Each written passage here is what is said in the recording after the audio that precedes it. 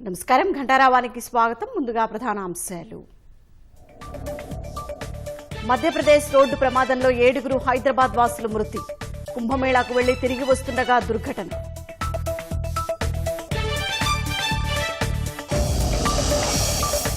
రాష్ట్రంలో 6 నెలల్లోనే 12% పైగా వృద్ధి రేటు. మరింత ప్రగతి బాట పట్టించాలని సీఎం ఆదేశం.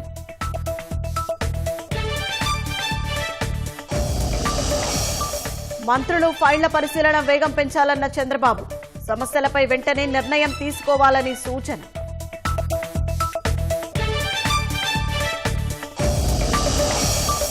కావలిలో ఆన్లైన్ ట్రేడింగ్ పేరిట భారీ స్కామ్.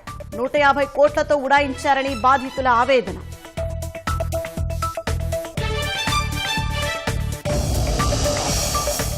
శనివారం కల్లా బందీలందరినీ హమాస్ విడుదల చేయాలి, లేదంటే కాల్పుల విరమణ ఒప్పందాన్ని రద్దు చేయాలన్న ట్రంప్.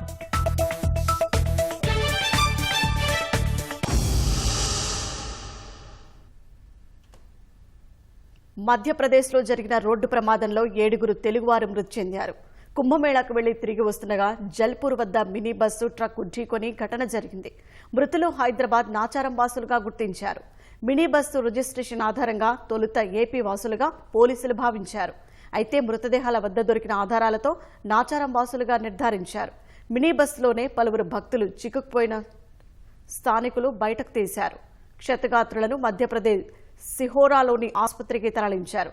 తప్పుడు మార్గంలో ట్రక్కు రావడం వల్లే ప్రమాదం జరిగిందని ప్రత్యక్ష సాక్షి ఒకరు చెప్పారు. ఒక కాలువపై ఉన్న వంతెనపై ఈ ప్రమాదం జరగ్గా మినీ బస్సు బాగా దెబ్బతింది.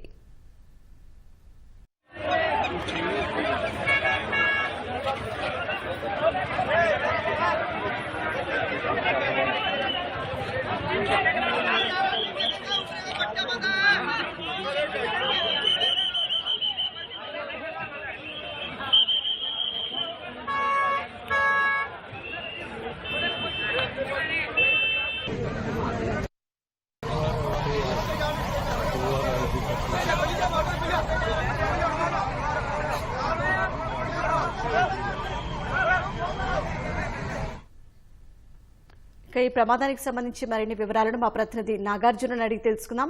నాగార్జున, మృతుల వివరాలు ఏమైనా తెలిసాయా? మృతులంతా కూడా హైదరాబాద్ నాచారానికి చెందిన వాళ్ళుగా తెలుస్తుంది. కాకపోతే వాళ్ళ వివరాలు ఎంతవరకు ఎవరు ఏంటి అనే వివరాలు తెలిసాలేదు. అయితే ప్రస్తుతానికి ప్రాథమికంగా ఉన్నటువంటి సమాచారం ఆధారంగా వాళ్ళంతా కూడా 4 రోజుల క్రితం ఇక్కడి నుంచి హైదరాబాద్ నుంచి బయలుదేరి వెళ్లి అయోధ్యతో పాటుగా తర్వాత ప్రయాగరాజ్ లో స్నానం చేసి రిటర్న్ వచ్చేందుకు వస్తుండగా ఈ ప్రమాదం జరిగినట్టుగా తెలుస్తోంది. సిహోరాకి సమీపంలో ఉన్నటువంటి ఒక హైవే పై సిహోరా జబల్పూర్ రేవా ప్రయాగరాజ్ హైవే మీద వీళ్ళు రిటర్న్ అవుతున్న సమయంలో కుంభమేళాకి టువర్డ్స్ కుంభమేళాకు ప్రయాగరాజ్ వెళ్తున్నటువంటి రహదారి మొత్తం జామ్ ఉంటోటి ఒక సిమెంట్ ట్రక్ ఆపోజిట్ రూట్ లో వీళ్ళు వస్తున్నటువంటి ఎదురుగా రావడం ఒకేసారి ఢీకొనడంతో ఈ ప్రమాదం జరిగినట్టుగా తెలుస్తుంది. అక్కడ ఉన్నటువంటి విషయం తెలుసుకున్నటువంటి వెంటనే స్థానికంగా ఉన్నటువంటి కలెక్టర్, ఎస్పీ కూడా అక్కడికి ఘటనా స్థలానికి వెళ్లారు. స్థానికంగా ఉన్నటువంటి ఏసీపీ కూడా కొంత సమాచారాన్ని అక్కడ ఉన్నటువంటి వాళ్ళకి చెప్పడం జరిగింది. ఘటనకు జరిగినటువంటి ప్రమాదం జరిగినటువంటి వెహికల్ ఏదైతే ఉందో AP 29W1525 నెంబర్ ఏదైతే ఉందో అది హైదరాబాద్ కి చెందినట్టుగా తెలుస్తోంది. సో తొలుత AP 29 నెంబర్ వాళ్ళు ఆంధ్రప్రదేశ్ చెందినట్టుగా చెప్తారు. తర్వాత వాళ్ళంతా నాచారానికి చెందినట్లుగా తెలుస్తుంది. ప్రస్తుతానికైతే ఈ నాచారానికి సంబంధించిన వాళ్ళ వివరాల కోసం ప్రస్తుతం మనం ఆరాధిస్తున్నాం. వాళ్ళందరూ ఎవరు ఎక్కడి నుంచి వెళ్ళారు, ఏ టైంలో వెళ్ళారనేది ప్రస్తుతం ఈ తెలుపుతున్నారు. అయితే నాచారం పోలీసులకు వచ్చినటువంటి సమాచారం ఆధారంగా వాళ్ళు కూడా స్థానికంగా వాళ్ళ PS లిమిట్స్ లో వెతుకుతున్నారు. చెప్పండి నాగార్జున, అక్కడి స్థానిక పోలీసులు ఏమైనా తెలంగాణ పోలీసులతో సమాచారం పంచుకున్నారా? ప్రస్తుతానికైతే ఆ ఘటనకు సంబంధించి ఉదయం 9 గంటల సమయంలో ఈ ప్రమాదం జరిగింది. ట్రక్ లో వాళ్ళందరినీ కూడా లోపలికి ఇరుక్కున్న వాళ్ళందరినీ కూడా బయటకు తీయడం, స్థానికంగా ఉన్నటువంటి Sihora hospital and medical college కి వాళ్ళని తరలించారు. సో ప్రస్తుతానికైతే ఈ ప్రాసెస్ అంతా చేశారు. ఈ ఘటన జరిగినటువంటి వారంతా ఎవరు అనే దానిపై ఆరాధిస్తున్నారు. ఈ క్రమంలో ఇప్పటివరకైతే దానికి సంబంధించినటువంటి తెలంగాణ పోలీసులకు ఎలాంటి సమాచారం లేదు. కానీ నాచారం నుంచి చెందిన వాళ్ళందరూ ఆ వెహికల్ నెంబర్ ఆధారంగా తెలుస్తోంది. సో ఆ నాచారంలో ఉన్నటువంటి పోలీసులు ప్రస్తుతం ఆరాధిస్తున్నారు వాళ్ళ PS లిమిట్స్ కు సంబంధించి. సో ఇప్పుడు ఘటనలో 7 మంది ప్రస్తుతానికి ప్రాథమికంగా మనకు వచ్చినటువంటి సమాచారం వల్ల 7 మంది మృతి చెందినట్టుగా తెలుస్తుంది. వీరిలో మహిళలు కూడా ఉన్నట్లుగా ప్రాథమికంగా మనకు అందినటువంటి సమాచారం. అయితే వీళ్ళంతా కూడా కుటుంబ సభ్యులు, కాలనీ వాసులుగా పోలీసులు అనుమానిస్తున్నారు. వాళ్ళంతా కూడా ఒక వెహికల్ మాట్లాడుకొని ఇక్కడ నుంచి వెళ్ళినట్టుగా తెలుస్తుంది. సో దాంతో పాటుగా వీళ్ళ వెనక కూడా మరొక వెహికల్ ని ఢీ కొట్టింది. వీళ్ళ వెనకనే వస్తున్నటువంటి వెహికల్ వీళ్ళ సిమెంట్ ట్రక్ ఢీ కొట్టిన తర్వాత వెనక కూడా ఇంకొక కారు వచ్చి వీళ్ళని ఢీ కొట్టింది. వాళ్ళ నుంచి ప్రత్యక్ష సాక్షుల నుంచి అక్కడ ఉన్నటువంటి స్థానిక ఏసీపీ వాళ్ళ నుంచి వివరాలు తీసుకున్నారు. వివరాలు తీసుకొని ఈ ప్రస్తుతానికైతే ఆసుపత్రిలో వాళ్ళందరినీ కూడా చికిత్స పొందిన వారి నుంచి వివరాలు సేకరిస్తున్నారు. వీళ్ళంతా కూడా ఒక 4-5 రోజుల క్రితం ఇక్కడ నుంచి వెళ్ళినట్టుగా ప్రాథమికంగా పోలీసులు అనుమానిస్తారు. నాచారం పోలీసు నుంచి మనకు సమాచారం రావాల్సి ఉంది. అక్కడ ఉన్నటువంటి జబల్పూర్ అడిషనల్ ఎస్పీ సూర్యకాంత్ శర్మ ఈ ఘటనకు సంబంధించిన వివరాలు అక్కడ స్థానిక మీడియాకి కొంత తెలపడం జరిగింది. అక్కడ తానా సిహోరాకి ఒక 5 కిలోమీటర్ల బిఫోర్ ఈ యాక్సిడెంట్ జరిగినట్టుగా తెలుస్తుంది. అక్కడ కొలైడ్ అయినటువంటి ఏదైతే సిమెంట్ ట్రక్ ఉందో హెవీ ట్రాఫిక్ టువర్డ్స్ ప్రయాగరాజ్ ఉండడం వల్ల ఆపోజిట్ రూట్ లో వెళ్ళడం వల్ల వీళ్ళు సరైన రూట్ లో వస్తున్నటువంటి వీలర్ ట్రక్ ని మినీ వ్యాన్ ఢీకొట్టడం ద్వారా ఈ ప్రమాదం జరిగినట్టుగా అక్కడ ఉన్నటువంటి పోలీసులు నిర్ధారించారు. ధన్యవాదాలు నాగార్జున.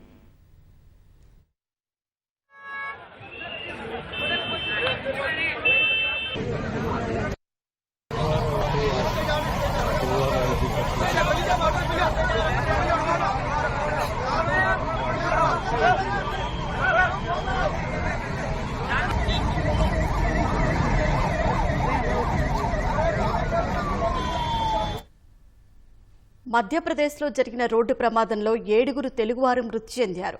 కుంభమేళాకు వెళ్లి తిరిగి వస్తుండగా జల్పూర్ వద్ద మినీ బస్సు ట్రక్కు ఢీకొని ఘటన జరిగింది. మృతులు హైదరాబాద్ నాచారం వాసులుగా గుర్తించారు. మినీ బస్సు రిజిస్ట్రేషన్ ఆధారంగా తొలుత ఏపీ వాసులుగా పోలీసులు భావించారు. అయితే మృతదేహాల వద్ద దొరికిన ఆధారాలతో నాచారం వాసులుగా నిర్ధారించారు. మినీ బస్సులోనే పలువురు భక్తులు చిక్కుకుపోయిన భక్తులను స్థానికులు బయటకు తీశారు. క్షతగాత్రులను మధ్యప్రదేశ్ సిహోరాలోని ఆసుపత్రికి తరలించారు. తప్పుడు మార్గంలో ట్రక్కు రావడం వల్లే ప్రమాదం జరిగిందని ప్రత్యక్ష సాక్షి ఒకరు చెప్పారు. ఒక కాలువపై ఉన్న వంతెనపై ఈ ప్రమాదం జరగ్గా మినీ బస్సు బాగా దెబ్బతింది.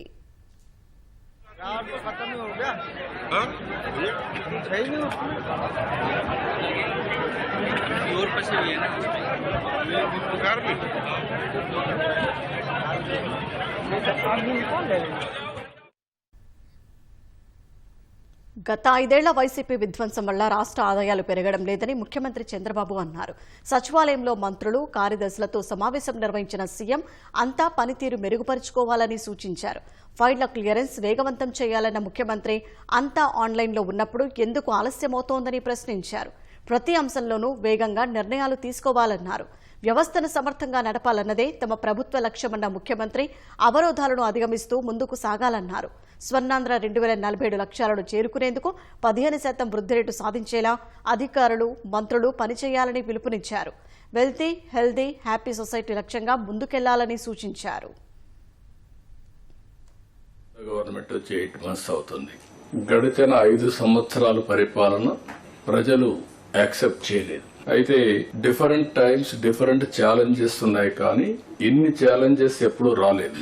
సెంట్రలీ స్పాన్సర్ స్కీమ్స్ ఉంటే టోటల్ గా అన్ని కూడా డిఫంక్ట్ అయిపోయినాయి. ఫండ్స్ డైవర్ట్ చేసే పరిస్థితికి వచ్చారు. పబ్లిక్ కూడా మనం గుర్తుపెట్టుకోవాల్సింది, ఒకసారి పనిష్ చేశాం, మీరు వచ్చారు, మొత్తం సరిచేస్తారనే ఉద్దేశంతో మీకు మ్యాండేట్ ఇచ్చామనే అభిప్రాయంతో ఉంటారు.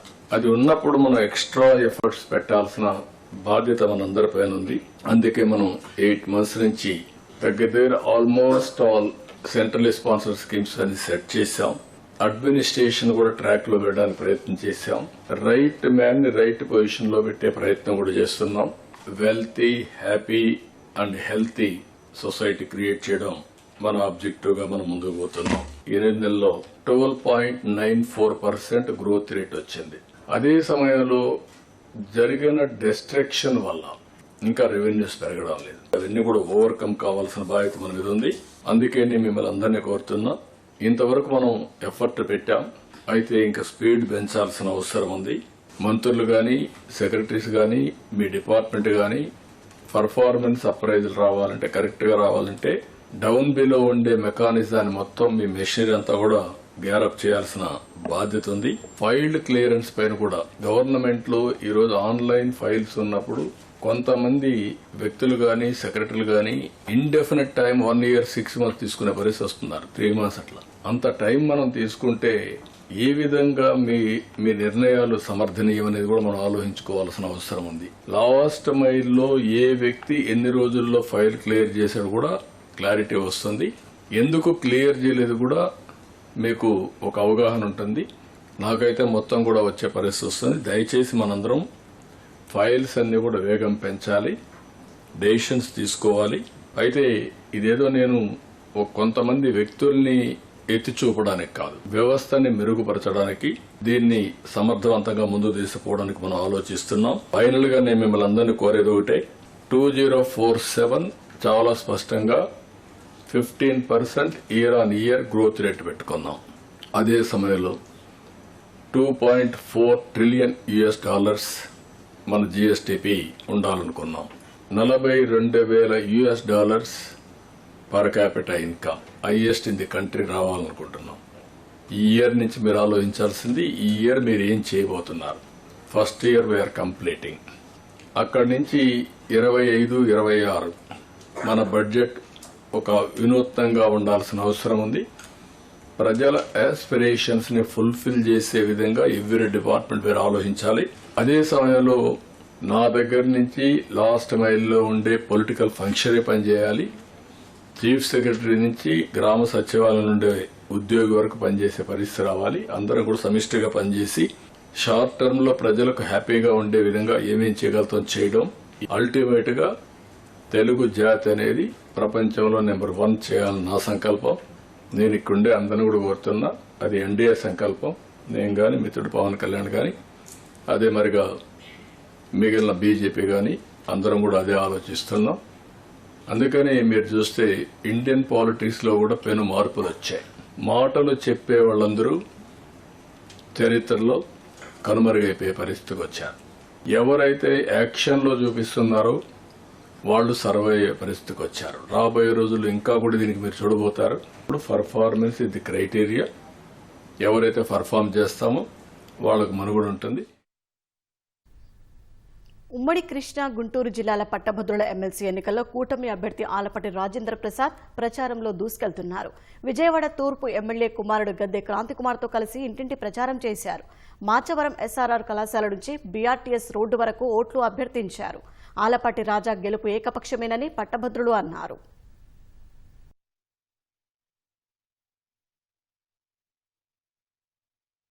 ఎదురు చూస్తూ ఉన్నారు. ఇవాళ ఎప్పుడు ఎన్నికలు వస్తాయా, ఎప్పుడు రాజప్రసాద్ గారికి ఓటేసి గెలిపిద్దామని చెప్పి ఎదురు చూస్తూ ఉన్నారు. నిరుద్యోగులకి ఉద్యోగ అవకాశాలు కల్పించే లక్ష్యంగా పనిచేస్తూ ఉన్నారు. కానిస్టేబుల్ ఉద్యోగాలు పట్టించుకున్నటువంటి జగన్ ప్రభుత్వానికి బుద్ధి చెప్పాలనే ఉద్దేశంతో 6,000 ఉద్యోగాలకి నోటిఫికేషన్ ఇవ్వడం, ఫిజికల్ టెస్ట్ కూడా పూర్తయిపోయి రెడీగా ఉద్యోగాలు చేయడానికి రెడీగా ఉన్నారు ఇవాళ. అదేవిధంగా మెగా డిఎస్సి ద్వారా 16,000 మందికి ఉద్యోగ కల్పన కోసం కూటమి ప్రభుత్వం సిద్ధం చేస్తూ ఉంది. ఇవన్నీ కూడా చూసినటువంటి నిరుద్యోగ యువత కానివ్వండి, పట్టభద్రులు అందరూ కూడా ఇవాళ ఎప్పుడు ఎన్నికలు వస్తాయా, ఎప్పుడెప్పుడు ఓటీసీ అఖండ మెజార్టీ ఇద్దామని చెప్పి చూస్తూ ఉన్నారు. వైసీపీ అధ్యక్షుడు జగన్ ఇంటి ఎదుట ఇటీవల జరిగిన అగ్ని ప్రమాదంపై తాడేపల్లి పోలీసులు మరోసారి నోటీసులు జారీ చేశారు. సీసీ కెమెరా ఫుటేజ్ ఇవ్వాలని 2 రోజుల క్రితమే నోటీసులు ఇవ్వగా తమ వద్ద ఎలాంటి ఫుటేజ్ లేదని వైసీపీ గ్రీవెన్స్ సెల్ అధ్యక్షుడు నారాయణమూర్తి పోలీసులకు తెలిపారు. దీనిపై సంతృప్తి చెందని పోలీసులు రెండోసారి నోటీసులు ఇచ్చారు. వ్యక్తిగతంగా హాజరై పూర్తిస్థాయి సీసీ కెమెరాల వివరాలు ఇవ్వాలని నోటీసులో పేర్కొన్నారు. నోటీసుల్లో కొన్ని ప్రశ్నలు కూడా లేవనెత్తారు. జగన్ ఇంటి ముందు అగ్ని ప్రమాద ఘటన వెనుక ఏదో కుట్ర ఉందంటూ హడావుడి చేసిన వైసీపీ నేతలు సీసీ కెమెరా ఫుటేజ్లో బయటపెట్టకపోవడం అనుమానాలకు తావిస్తోంది.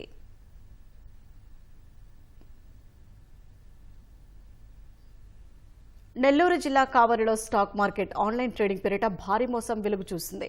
మర్రిచెట్టు గిరిజన కాలనీలో 2 ఏళ్ల క్రితం ఓ భవనంలో కార్యకలాపాలు ప్రారంభించిన కేటుగాళ్లు ₹1,00,000 కడితే రోజుకు 6,000 ఇస్తామంటూ నమ్మబలికారు.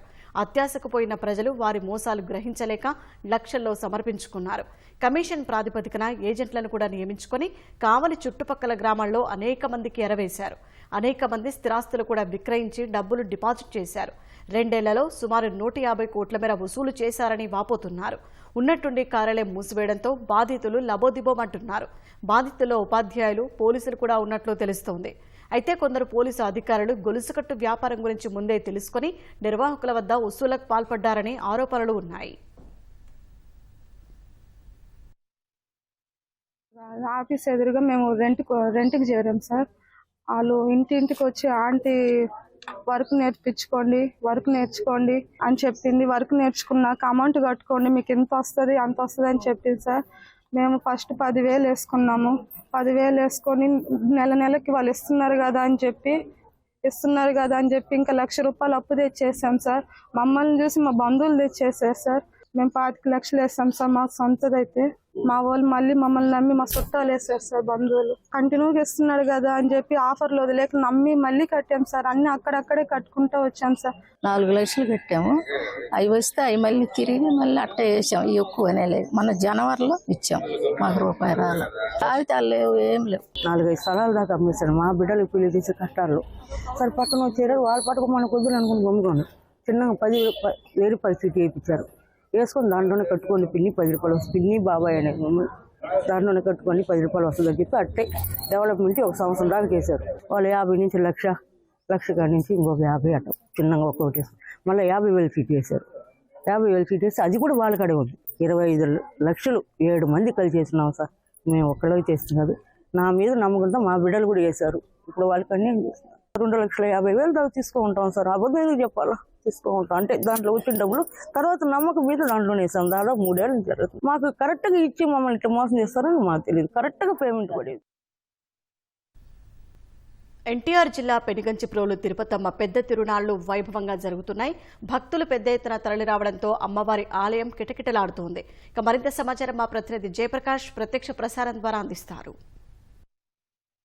షాహీన్ తిరుపతమ్మ తిరునాళ్లలో పోలీసులు భారీగా బందోబస్తు ఏర్పాటు చేశారు. సుమారు 500 మంది పోలీసులతోటి ఇక్కడ బందోబస్తు ఏర్పాటు చేశారు. ఇందులో భాగంగా 4 ఏసీపీలు 30 మందికి పైగా ఎస్ఐలు ఇక్కడ బందోబస్తులో ఉన్నారు.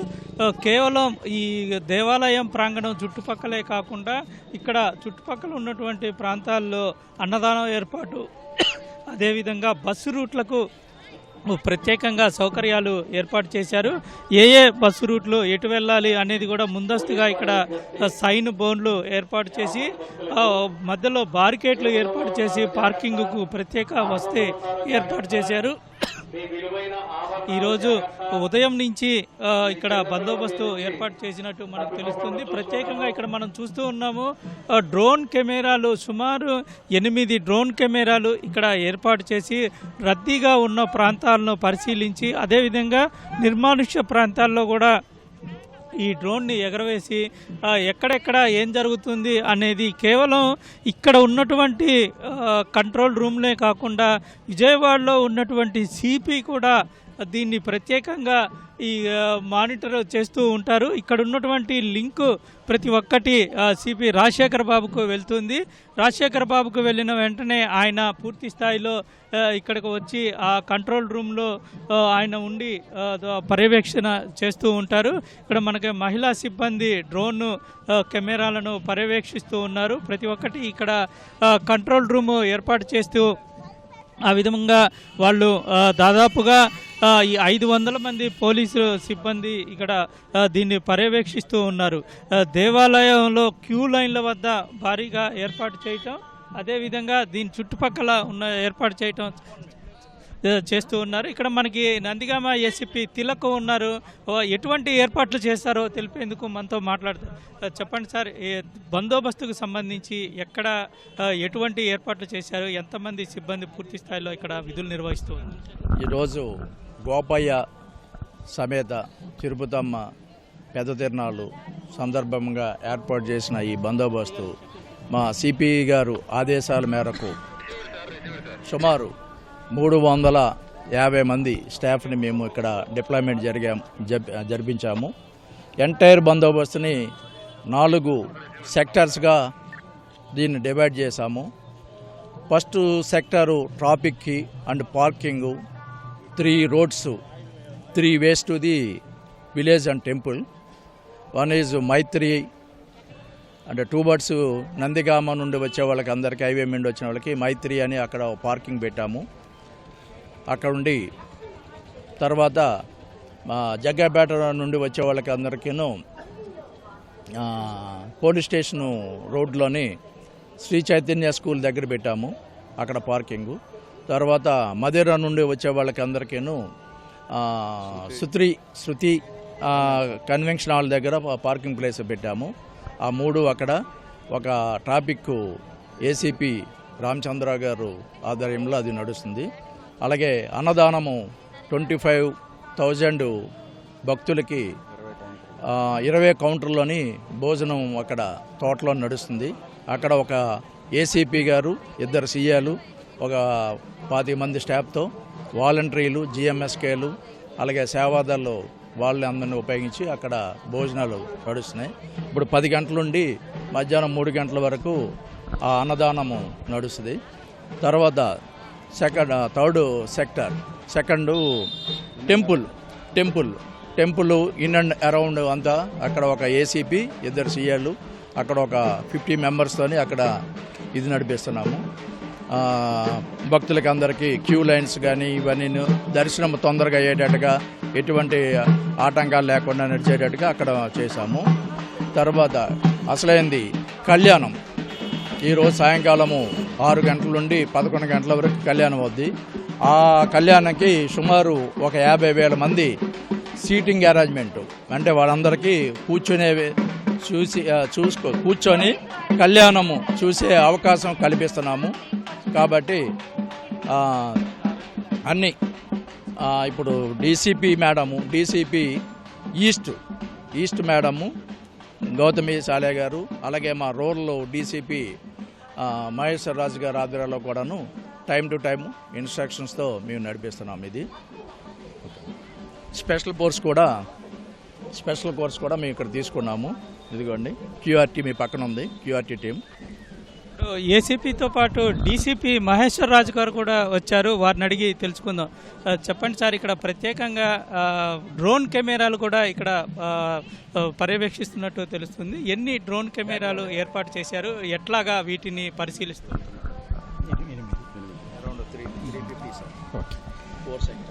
ఓకే. పెనుగంచిప్రోలు తిరుపతమ్మ పెద్ద తిరునాళ్ళ సందర్భంగా నందిగామ సబ్ డివిజన్ ఏసీపీ గారి ఆధ్వర్యంలో, జగ్గైపేట సర్కిల్ ఇన్స్పెక్టర్ గారి ఆధ్వర్యంలో అన్ని రకాల బందోబస్తు చర్యలు తీసుకోవడం జరిగింది. దీంట్లో భాగంగా సీసీ కెమెరాలు అలాగే డ్రోన్ కెమెరాలను కూడా వినియోగించడం జరుగుతుంది. డ్రోన్ కెమెరాల వల్ల మాకు ఎక్కడైనా గ్యాప్ అనిపిస్తే ఇమీడియట్గా కమాండ్ కంట్రోల్ సెంటర్ కూడా దీన్ని అనుసంధానం చేయడం జరిగింది. సీనియర్ ఆఫీసర్స్ వాటిని చూసుకుంటూ ఎక్కడైనా లోపాలు ఉంటే సరిదిద్దడానికి అవకాశం ఉంటుందనే ఉద్దేశంతో డ్రోన్ కెమెరాలు దాదాపు 8 డ్రోన్ కెమెరాలను కూడా ఇందులో ఉపయోగించడం జరుగుతుంది. ముఖ్యంగా అన్నదానము మరియు కళ్యాణ వేదిక ఘట్టాలను అతి ప్రధానంగా తీసుకొని ఈ బందోబస్తు temple authorities, revenue authorities, temple engineering authorities అన్ని విభాగాల వారి సమన్వయంతో బందోబస్తు కార్యక్రమాలు ఏర్పాటు చేయడం జరిగింది. దీన్ని ప్రత్యేకంగా కమాండ్ కంట్రోల్ కూడా ఏర్పాటు చేశారు. అక్కడి నుంచి ఎట్లాగా మీరు మానిటరింగ్ చేస్తారు? కమాండ్ కంట్రోల్ సెంటర్కి లైవ్ లింక్ ఇవ్వడం జరుగుతుంది. ఆ లైవ్ లింక్ ద్వారా మేము అబ్జర్వ్ చేస్తూ, కొంతమంది ఆఫీసర్స్ అబ్జర్వ్ చేస్తూ ఎక్కడైనా ఇబ్బందికరమైన సిచ్యువేషన్లు ఉన్నప్పుడు వాటిని అలర్ట్ని ఇవ్వడం, ఆ అలర్ట్ ద్వారా ఇక్కడ లోకల్ ఆఫీసర్స్కి ఇంటిమేట్ చేయడం, సర్దుబాటు చేయడం జరుగుతుంది. ఇది మొత్తం మీద పోలీసులు తిరునాళ్ళకి భారీ బందోబస్తు ఏర్పాటు చేశారని చెప్తూ ఉన్నారు. ఈ ఏడాది సాంకేతిక పరిజ్ఞానాన్ని కూడా విస్తృతంగా వినియోగిస్తున్నట్టు మనకి స్పష్టంగా తెలుస్తుంది. డ్రోన్ కెమెరాలే కాకుండా అత్యధికంగా సీసీ కెమెరాలు ఏర్పాటు చేసి ప్రతి చోట కేవలం రద్దీగా ఉన్న ప్రాంతాల్లో కాకుండా బస్సులు వచ్చే మార్గాల్లో కూడా ఏర్పాటు చేయటము, కళ్యాణ ఉత్సవాలు జరిగే చోట ఎక్కువగా సీసీ కెమెరాలు ఏర్పాటు చేసి సాయంత్రం అంటే రాత్రి సమయంలో జరుగుతున్న నేపథ్యంలో ఎటువంటి ఇబ్బందులు జరగకుండా ఉండేందుకు పూర్తి స్థాయి చర్యలు చేపట్టామని చెప్తూ ఉన్నారు. కెమెరామెన్ ఎంఎస్ఎన్తో జయప్రకాష్, ఈటీవీ న్యూస్, పెనుగంచిప్రోలు, ఎన్టీఆర్ జిల్లా నుంచి.